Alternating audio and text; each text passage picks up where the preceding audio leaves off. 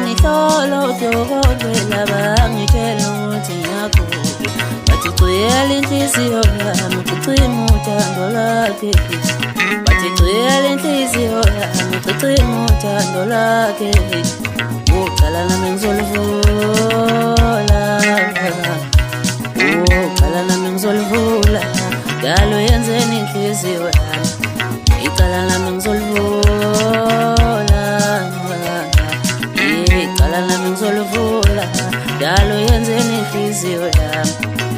Yena uboshiwe enhliziyweni yami, mina ngikubophile enhliziyweni yami.